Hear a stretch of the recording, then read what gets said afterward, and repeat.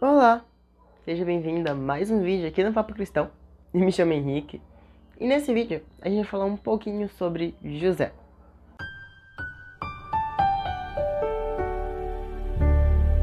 Sabe, José era o típico filhinho de papai. Ele, embora tivesse um caráter muito bom, um caráter bondoso, embora ele amasse o mesmo Deus que o pai dele amava, ele não tinha maturidade para lidar com os conflitos da sua família complicada. Onde o homem toma 4 mulheres e tem 13 filhos, gente. 13 filhos. Eu não aguento um irmão, imagina se eu tivesse 12 irmãos. Imagina você com 12 irmãos. Eu não teria maturidade, não. Não é nem questão de maturidade, eu não teria paciência. É diferente. E além disso, a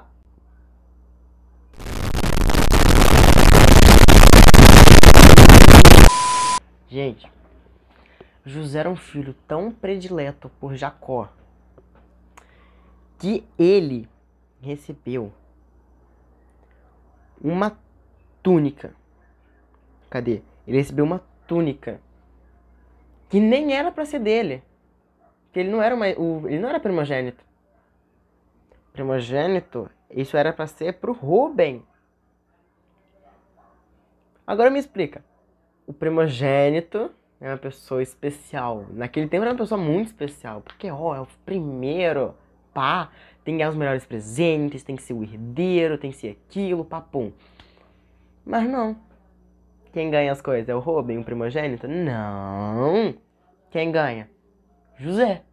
Ele é o primogênito? Também não. E o que acabou nisso? O Rubem, não só ele, os outros irmãos também, viram assim, José é o preferido. Ele é o bambambam do papai, ele é o filhinho de papai, ele é o mimado. Aí a cada dia que passava, eles ficavam com mais ódio. Eles ficaram com ranço de José. Ficaram com ranço, gente, que misericórdia.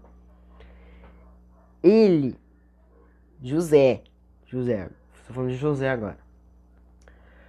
José contou ao seu pai e para os seus irmãos os sonhos que ele teve, onde feixes de trigo, o sol, a lua e as estrelas, símbolos da sua família, se prostravam diante de José. Aí, ou seja, ele falou que em um sonho, os símbolos da família estavam prostrando José, estavam diante dele, prostrando ele.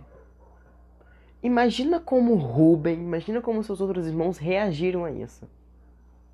Eles ficaram com um ranço imenso. Aquela foi a gota d'água, com certeza.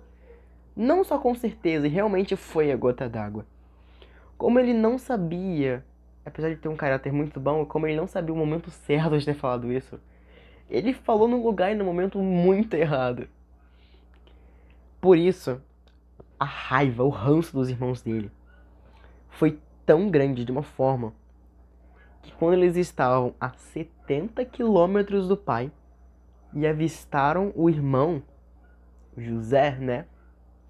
Eles se aproximaram, pegaram ele e venderam ele como escravo para os mercadores. E você acha que eles cobraram muito pelo irmão dele? Cobraram umas míseras 200 gramas de prata. Resumindo, é igual eu falar assim, cara, imagina eu ter um rol, imagina a gente ser irmãos. Eu tenho um áudio enorme pra você e te vendo por 5 reais. Chega a ser hilário um pouco. Eles venderam ele por um preço muito barato. E quando depois que ele foi vendido como escravo, eles inventaram alguma história doida lá, mancharam aquela túnica de sangue de algum animal, né? Porque eles não iam machucar alguém pra manchar a túnica, né? Algum animal lá, e inventaram uma história louca lá pro pai deles. O pai dele, gente, sofreu com isso por 21 anos. Imagina você sofrer pelo motivo do seu filho ter sido morto. Eu não lembro dele ter sido uma roupa que você deu pra ele e sofrer por 21 anos, galera. Infelizmente, uma das respostas é que muitas vezes nós mesmos, alertados ou sem aviso, com boas ou más intenções, acabamos trazendo situações desconfortáveis pra gente. O que é verdade, né? Muita gente faz alguma coisa que atrai situações ruins pra gente. E tem vezes que a gente não faz nada e mesmo assim elas vêm. Muitas vezes essas que mesmo a gente não faz nada, elas vêm, é pelo simples fato de inveja, ódio que eles têm por você. Continuando.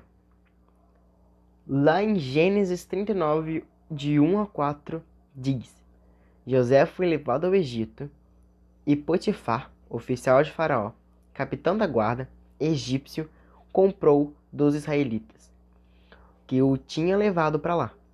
E ele pôs o mordomo de sua casa e lhe passou às mãos tudo o que tinha. Ou seja, os irmãos deles venderam José lá para os israelitas, aqueles mercadores israelitas, e que o pessoal não deu essa informação antes, e eles foram lá pro Egito. E um cara muito bam lá, um cara muito bom lá, falou assim, quero ele, vou comprar. E comprou e levou lá como mordomo. E lá, gente, a cultura dos egípcios era totalmente diferente da família de José. Porque para José, eles só tinham um Deus, o Deus Todo-Poderoso, que é o Deus que a gente adora. Só que para os egípcios não é muito bem aí que a banda toca, não. Eles têm muitos deuses. E bota muito nisso. O culto aos deuses era cheio de requintes e realeza, apoiado pela riqueza e cultura do maior potencial política e militar do mundo antigo. Ou seja, era totalmente contrário do que eles faziam com o Deus de Israel, gente. O Deus que Jacó, José e os irmãos deles adoravam. Até que, gente, longe dos seus pais, indignado com toda a injustiça que ele passou por causa dos seus irmãos, José poderia ter se entregue a esse estilo de vida e pode ser que conseguisse algumas vantagens com isso. Ele tava lá, gente. Pô, fui abandonado pelos meus irmãos, eles me venderam, não tô mais com a minha família. Não tô mais, tô longe deles, não tem mais nada, só tenho isso aqui. Foi Deus, gente. Deus me abandonou. Ele podia ter pensado isso. Se ele não me abandonou, vou fazer isso aqui. Vou tentar sorte com isso aqui. Mas foi isso que ele pensou? Não. Ele pensou totalmente o contrário. É óbvio que ele seria obrigado a trabalhar no sábado, que é o quarto mandamento. Não trabalharás no sábado, porque ele é o dia santo. A se prostrar diante dos deuses egípcios na hora do culto. Ele seria obrigado a trabalhar no sábado e seria muito obrigado a reverenciar os outros deuses, que não era o Deus dele. E a sua firmeza e fé foi compensada no fato de ser gentil e fiel ao seu chefe. O problema, gente, é que muitos de nós fazemos as coisas certas pela razão errada, pensando, na verdade, em alguma recompensa, ou no que pode acontecer de mal se fizermos o que é errado. Ou seja, o que eu quero falar com isso? José podia ter feito o quê? Vou adorar esses deuses aqui, vou trabalhar no sábado, porque senão eu não posso ser morto. Senão eles vão fazer alguma coisa comigo. Mas ele fez isso? Não, ele foi fiel, ele foi firme. E ao mesmo tempo ele era uma pessoa gentil. O que acabou acabou, mesmo ele não querendo, trouxe algumas vantagens para ele. Ele, porém, recusou e disse à mulher do seu senhor: Meu senhor me tem por mordomo, e não sabe do que há em casa, pois tudo o que tem me passou ele às minhas mãos. Como, pois, cometeria eu tamanha maldade e pecaria contra Deus? Isso está lá em Gênesis 39, 7 a 12. Provavelmente a sua esposa era uma das mulheres mais bonitas do Egito, gente. E José era um jovem na plenitude do seu vigor físico. Ou seja, aquela mulher que estava dando em cima de José era uma das mulheres lindas, formosas, ela tinha umas belas... Ela era uma das mais belas do Egito, ou a mais bela. E José era um jovem bonito, forte. Ela acabou se interessando, talvez, né? Como Potifar, sendo general do Egito, viajando muito, aquela pobre mulher, entre aspas, muitos aspas, se sentia sozinha e carente. Ele se afastou daquela mulher e recusou, por duas razões: lealdade ao chefe e fidelidade a Deus. Ou seja, ele falou, José percebeu que aquela mulher, ela já tinha um homem, ela já tinha um varão. Só que ela queria ela queria José, porque ela estava se sentindo carente, estava se sentindo sozinha. Ela com certeza deu muito mais desculpas para querer ficar com ele. E José deu cair? Não, ele falou, não posso. Ele confiou tudo em mim. E fora isso, eu estaria traindo meu Deus, estaria traindo o meu chefe. Eu estaria sendo contra as regras, eu estaria sendo contra os mandamentos. E isso não é certo. Amigo, não justifique o seu pecado na sua personalidade, nos traumas da sua infância, no modo como você foi criado, ou no fato de vivermos no mundo moderno. Nada justifica o seu pecado. Nada. Homens cuja consciência seja tão fiel ao dever como a bússola ao seu polo. Parece que a investida daquela mulher foram se tornando mais atrevidas, até que ela partiu para cima de José. Essa foi a oportunidade para José mostrar ao todo alto escalão egípcio que ele servia Deus dos deuses, o único Deus. José não apenas deu interpretação do sonho, que está lá em Gênesis 41, 17 e 24, mas também mostrou a solução para que o Egito prosperasse nos 7 anos de fartura e sobrevivesse aos 7 anos de fome, ajudando outras nações ao redor, que se encontra em Gênesis 41, 33 a 36. Nesse mundo, você vai sofrer. Ou se vai, seja pelas investidas de Satanás, ou pelas fatalidades de um mundo de pecado. Mas tem uma verdade que pode te animar um pouco. Em todas as coisas, Deus age para o bem daqueles que amam e são chamados segundo o seu propósito. Romanos 8, 28. Então, cara, resumindo o que eu falei até agora. Nada justifica o seu pecado. Seu trauma de infância não justifica o seu pecado. O seu jeito não justifica o seu pecado. O jeito que você foi criado não justifica o seu pecado. Nada justifica o seu pecado. Nada. O que eu quero dizer também, nós vamos sofrer muito aqui, gente. Ou se vamos sofrer. E se você não tá sofrendo, você vai sofrer ainda, tá bom, amiguinho? Então, cara, mesmo falando que a gente vai sofrer muito mesmo, eu tenho uma coisa pra te animar um pouco. Se você tá pelo menos tentando cumprir o seu propósito que Deus tem pra você, mesmo as coisas ruins podem vir pra cima, Ele vai estar sempre com você do seu lado. Não sei se isso te anima um pouco, mas pra mim anima bastante. Acredite. Mas enquanto as investidas dessa mulher continuavam, Deus agia para proteger nações inteiras. Deus agia para proteger José dessas investiduras. Ele dava sabedoria. Mas enquanto José estava dando aquelas, sabe, estava dando as ideias e as soluções, Deus também estava agindo para ajudar as nações. Enquanto isso, Deus agia para proteger nações inteiras de uma seca tão severa que poderia ter dizimado até mesmo a linhagem de Abraão. José finalmente alcançou a paz de espírito, sabendo que Deus o havia guiado até lá para ser uma bênção. Então, o tempo passa, né?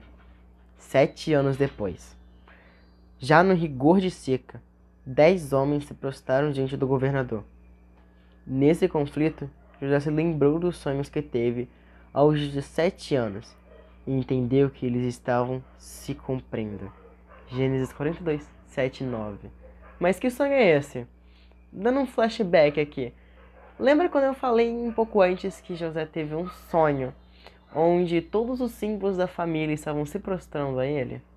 Então, se você pegou um pequeno spoiler para você. Seria até justo que José condenasse os seus irmãos pelo crime hediondo que eles cometeram. Sim, se você ainda não percebeu, eram os irmãos dele.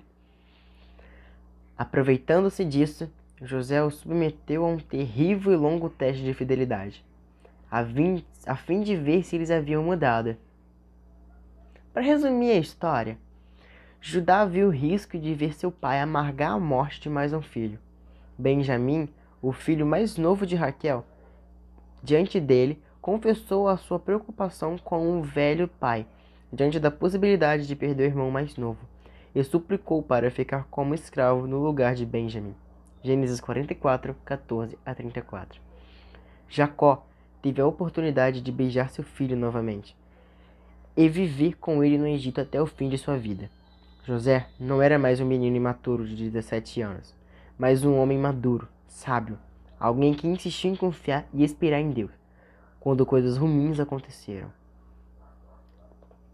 Cara, se Deus é bom, escute isso. Se Deus é bom, por que coisas ruins iriam acontecer? Por quê? É uma pergunta que já fazem muito hoje em dia para justificar que Deus não existe. Se Deus existe, por que a maldade no mundo? Vai ser uma coisa besta que eu vi num vídeo. Já viu uma pessoa com barba gigante? Aquelas barbas enormes, que chega até lá embaixo. Já viu um morador de rua? Aqueles que não cortam cabelo, não fazem a barba. Então, tenta imaginar um. Imaginou? Pois bem, eu te afirmo que cabeleireiro não existe. Por que você me pergunta? Porque se existisse, ele não estaria daquele jeito. Ele estaria com cabelo e barba feita, não estaria? Então, da mesma forma, cara, Deus é puro amor, mas também justiça. A maldade existe não porque ele quer. A maldade existe pela falta de Deus. Deus é bondade, mas quem não tem Deus, não tem bondade. Entende? Se você não está num lugar onde não tem Deus, ali não encontra bondade. Por isso que existe a maldade no mundo. Seguinte resposta, cara. Nunca se sabe por onde essa vida vai nos levar. O que lutas teremos que enfrentar. Então, cara, nem sempre situações ruins acontecem porque você está no lugar errado ou na hora errada. Muitas das vezes situações ruins acontecem porque você estava justamente no lugar certo e na hora certa para você ter um futuro promissor. Porque tenta imaginar se José não tivesse sido vendido como escravo.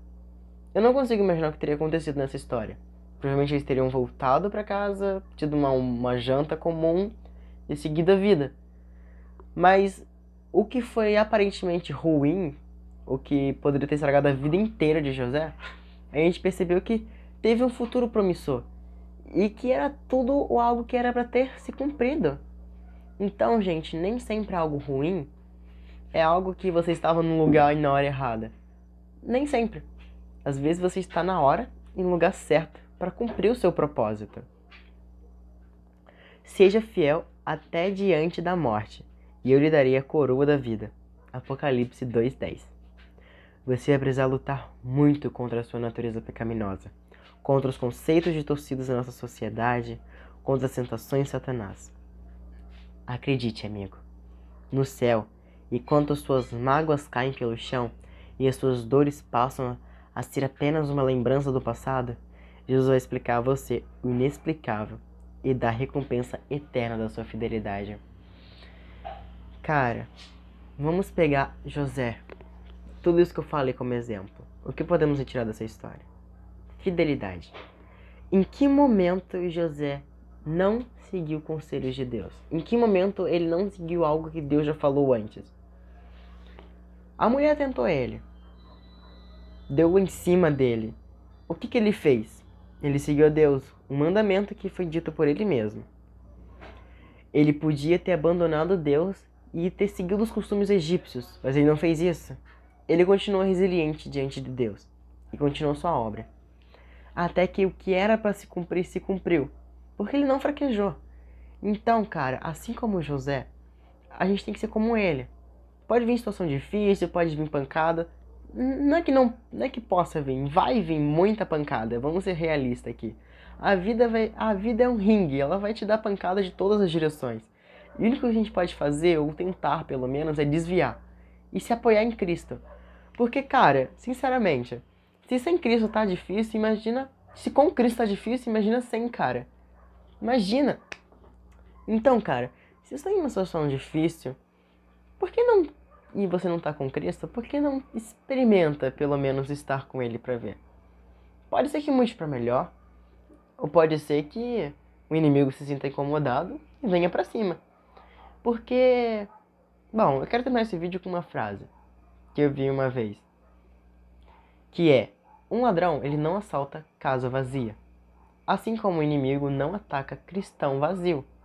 Então, cara, se você tem dificuldade em ler a Bíblia, se você tem dificuldade em orar, se você tem dificuldade em seguir a mensagem, se você tem dificuldade de seguir o seu propósito, é porque o seu propósito é grande.